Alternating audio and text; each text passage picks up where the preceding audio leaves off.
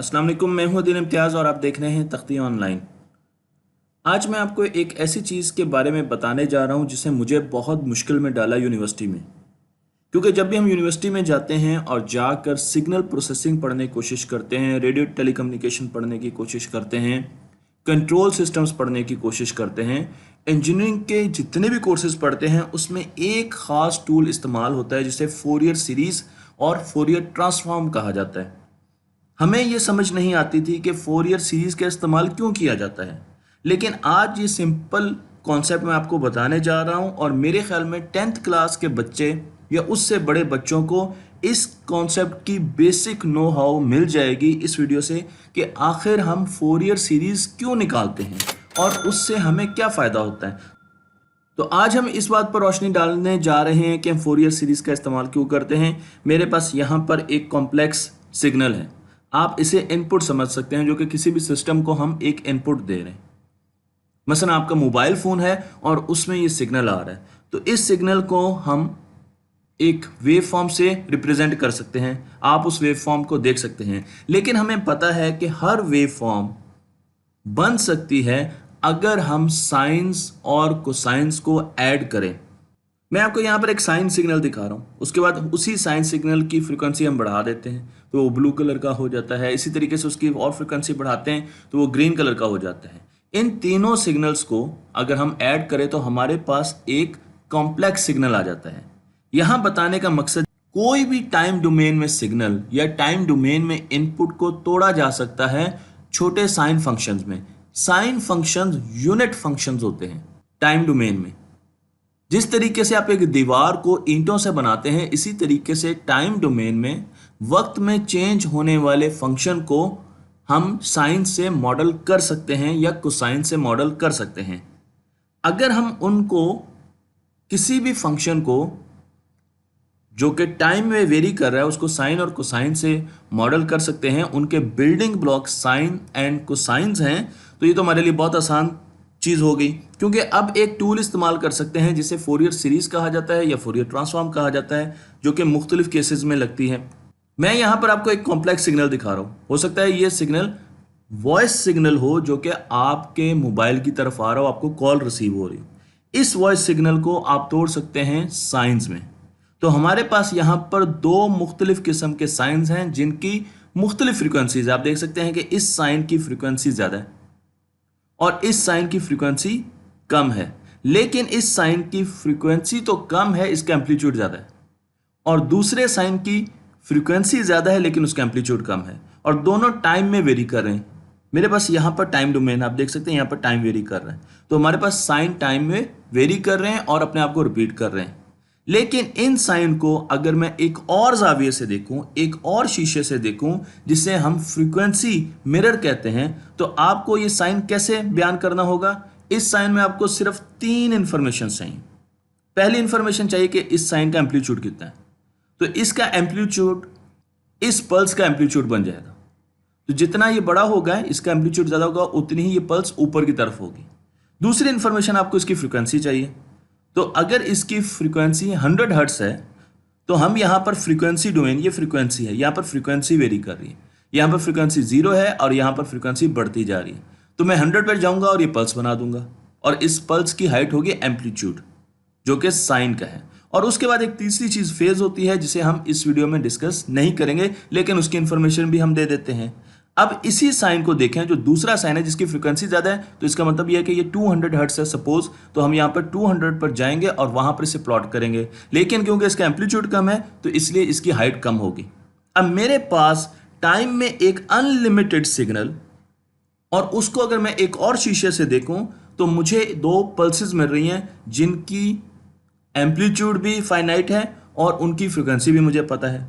तो अगर मैंने इस सिग्नल की प्रोसेसिंग करनी है, आपने कंप्यूटर में इसको डालना है, आपने अपने मोबाइल फ़ोन में इस सिग्नल को डालना है, तो आप किस सिग्नल को प्रेफर करेंगे ताकि आपको कम प्रोसेसिंग करनी पड़े और तेज़ी से आपका रिजल्ट आ जाए? क्या आप इस कॉम्प्लेक्स सिग्नल को डालेंगे अपने मोबाइल में और उस पर प्रोसेसिंग करना शुरू करेंगे, क्योंकि आपको बहुत ज़्यादा बैंडविड्थ चाहिए होगी, बहुत ज़्यादा प्रोसेसिंग पावर चाहिए होगी, या आप 2 पल्सेस को इस्तेमाल करेंगे और अपने सिग्नल को एनालाइज करेंगे, मोबाइल के फ़ोन को देखेंगे और मुख्तलिफ़ किस्म की इनकी प्रॉपर्टीज़ और कैरेक्टरिस्टिक्स को चेक करेंगे? मेरे ख्याल में एक वाज़ेह आंसर ये है कि हम फ्रीक्वेंसी डोमेन में जाकर सिग्नल्स को देखेंगे और उनको प्रोसेस करेंगे, उनको एनालाइज करेंगे। अब आप इस एग्जांपल को देख लीजिए। यहाँ पर मेरे पास एक कम्युनिकेशन चैनल है। मसलन आपने इस्लामाबाद से एक सिग्नल भेजना है कराची, तो हमने देखना है कि इस्लामाबाद से कराची ये सिग्नल ट्रेवल करता हुआ क्या करेगा। क्या इसका एम्पलीट्यूड बढ़ जाएगा, ये सिग्नल बड़ा हो जाएगा, छोटा हो जाएगा, बीच में नॉइज आ जाएगी, इसकी फ्रिक्वेंसी चेंज हो जाएगी, इसके साथ क्या होगा।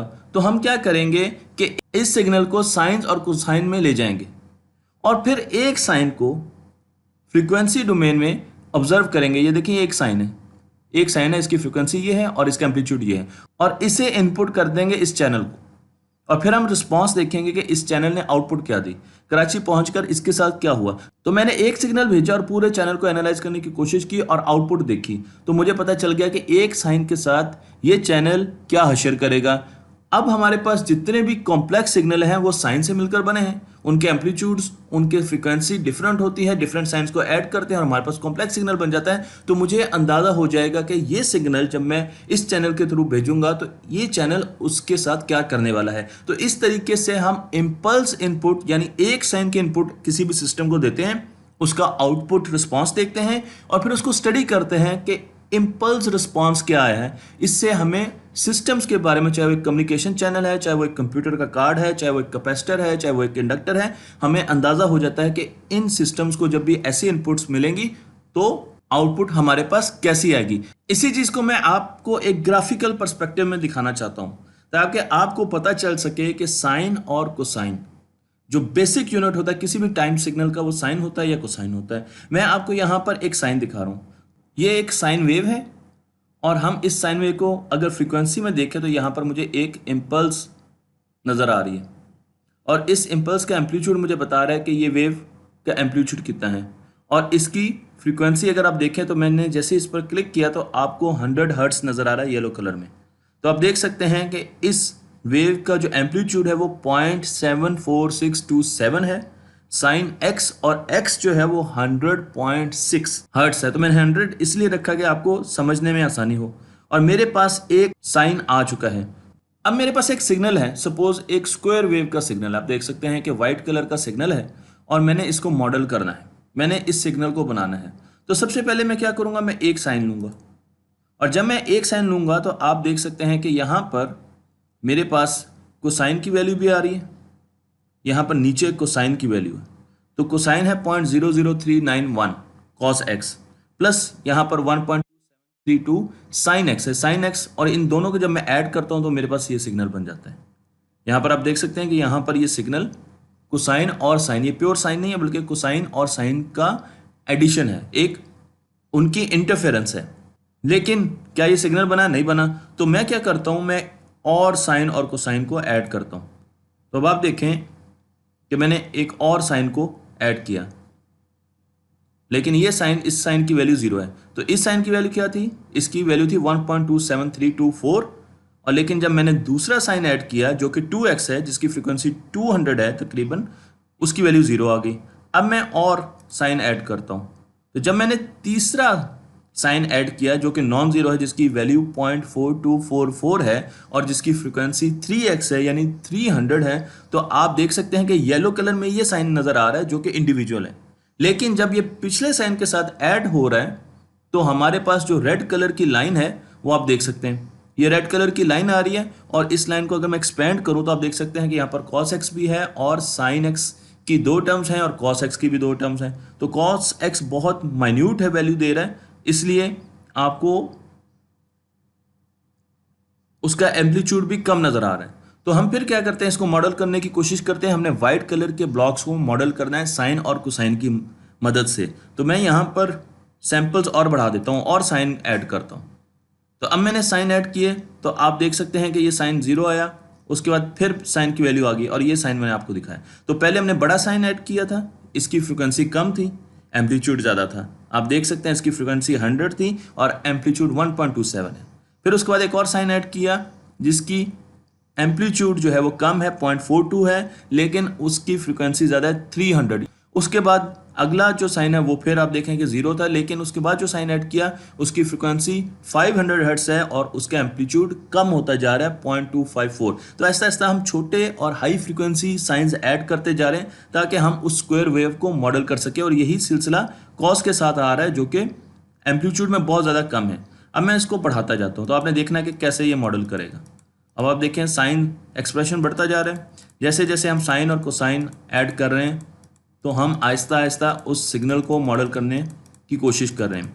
हम उसको मॉडल कर लेंगे लेकिन उसकी एजेस को प्रॉपर तरीके से मॉडल नहीं कर सकेंगे। अब मैं तेज़ी से बढ़ाता हूँ इनको, तो आप देखेंगे यहाँ पर मैं तेज़ी से बढ़ा रहा हूँ सैम्पल्स, जितने साइंस जो साइन यहाँ पर करीब हैं इनकी वैल्यू कम होती जा रही है, इनकी फ्रिक्वेंसी ज़्यादा है।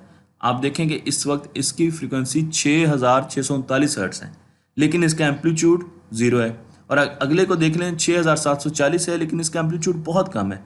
तो हाई फ्रिक्वेंसी साइंस जो है उनकी फ्रिक्वेंसी जो है वो तो ज़्यादा है लेकिन उनका एम्पलीट्यूड आहिस्ता आहिस्ता कम होता जाएगा, और इस तरीके से हम इस सिग्नल को मॉडल करने की कोशिश करेंगे। लेकिन जब भी हम जितने मर्जी साइंस ले लें, फाइनाइट नंबर ऑफ साइंस पर आप इसकी एजेस को प्रॉपर तरीके से मॉडल नहीं कर सकेंगे। इसकी वजह इस वीडियो के स्कोप से बाहर है, लेकिन यहाँ पर मैंने आपको एक मॉडल दिखाया तो आप देख सकते हैं कि यहाँ पर फ्रिक्वेंसी डोमेन में आप देख सकते हैं कि यहाँ पर मुख्तलिफ साइंस ऐड हो रहे हैं, और इन साइन को ऐड करके हमने रेड कलर का मॉडल जनरेट कर दिया है जो कि अप्रॉक्सीमेटली वही है जो कि हम मॉडल करना चाह रहे थे, यानी एक स्क्वायर वेव को हम मॉडल करना चाह रहे थे। तो अब हम बहुत आसानी में है क्योंकि हमें एक साइन का अगर पता चल गया इंपल्स रिस्पांस एक सिस्टम के थ्रू, तो इस पूरी स्क्वायर वेव का रिस्पांस निकालना ज़्यादा मुश्किल नहीं होगा क्योंकि हमारे पास अब ये वेव फॉर्म साइंस की फॉर्म में आ चुकी है, तो बिल्डिंग ब्लॉक्स की फॉर्म में आ चुकी है।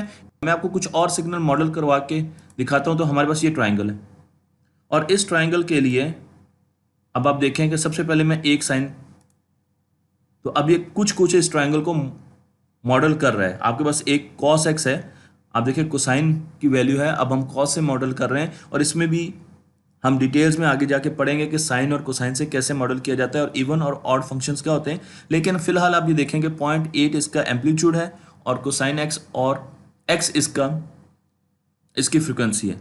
तो अब मैं इसको आगे लेके चलता हूँ, तो हमारे पास अगली वैल्यू कॉस की 0 आई, और उसके बाद फिर आप देख सकते हैं कि कॉस की वैल्यू 0.09 आई, लेकिन ये अब करीब करीब पहुँच। तो हमने दो कॉस, एक ये कॉस जो येलो कलर का आपको नज़र आ रहा है और एक ये कॉस जो येलो कलर का नज़र आ रहा है, इसकी फ्रिक्वेंसी ज़्यादा है। तो मैं जैसे number of samples frequency domain में बढ़ाता जाऊंगा तो आप देख लेंगे अब हमने इसको प्रॉपरली मॉडल कर लिया है। एजेस पे अभी भी थोड़ी सी गुलाई है लेकिन अप्रॉक्सीमेटली हमने इस वेव को मॉडल कर लिया है साइंस एंड कोसाइंस की मदद से। इस केस में साइंस की वैल्यू 0 है लेकिन कोसाइन की वैल्यू आपको यहाँ पर नज़र आ रही है। मैं अब आपको सॉटूथ के बारे में बताता हूँ। ये भी एक सिग्नल होता है, बेसिक सिग्नल है, और इसको हम मॉडल करते हैं। तो मैं इसको मॉडल किया, जैसे ही मैंने कुछ साइन ऐड किए तो आप देख सकते हैं कि साइंस की वैल्यू आपको यहाँ पर नज़र आ रही है, ये एक्सप्रेशन नज़र आ रहा है इसकी मॉडलिंग का। और उसके साथ आप साइन को देखें तो यहाँ पर ये पहला हमारे पास साइन आया, फिर हमारे पास 200 हर्ट्ज़ का साइन आया, 300 हर्ट्ज़ का साइन आया, इसमें 400 एक साइन पॉजिटिव है एम्पलीट्यूड के साथ, एक negative amplitude, positive negative positive negative, और इस तरीके से हम डिफरेंट साइंस को ऐड करके इसको मॉडल कर रहे हैं। लेकिन अभी भी मॉडल बहुत अच्छा नहीं बना, तो मैं आपको यहाँ पर और साइंस हम ऐड करते हैं। तो जैसे जैसे हम साइंस ऐड करेंगे आप देखें ये करीब करीब होता जाएगा, लेकिन स्टिल एजेस पर ये फिर भी जो शार्प एजेस होती हैं उनको प्रॉपर तरीके से मॉडल नहीं कर सकेगा, और उसकी डिटेल्स हम आगे आने वाली वीडियोस में देखेंगे। लेकिन आप देख सकते हैं कि साइंस की मदद से एक बहुत बड़ा एक्सप्रेशन बनाकर एक एक इम्पल्स एक साइन की वेव फॉर्म को शो कर रही है। तो यहाँ पर हमने इसको इस तरीके से मॉडल कर लिए। मैं अब आपको नॉइज़ मॉडल करके दिखाता हूँ। तो आप देखिएगा कि जब नॉइज़ आती है किसी भी सिस्टम में तो वो रैंडम होती है। इसको मॉडल करना काफ़ी ज़्यादा मुश्किल होता है, लेकिन हम साइन की मदद से इसको मॉडल करते हैं। तो सबसे पहले एक साइन बनाते हैं, साइन और कोसाइन, फिर हम दोबारा एक और एक्सप्रेशन लेते हैं, उसमें और साइन और कोसाइन ऐड करते हैं, और कोसाइन ऐड करते हैं। तो अब आप देखें आहिस्ता आहिस्ता आप ऐड करते जाएंगे, हंड्रेड्स ऑफ साइंस और कोसाइंस को आप जब ऐड करेंगे तो आपके पास एक मॉडल जनरेट होता जाएगा जो कि अप्रॉक्सीमेटली करीब करीब होगा पूरा करीब नहीं होगा, लेकिन आप देख सकते हैं कि आपने नॉइज़ को साइन और कोसाइंस में तोड़ लिया है। तो अब इस नॉइज़ को प्रोसेस करना हमारे लिए बहुत ज़्यादा आसान है, क्योंकि हमें बेसिक यूनिट का पता है।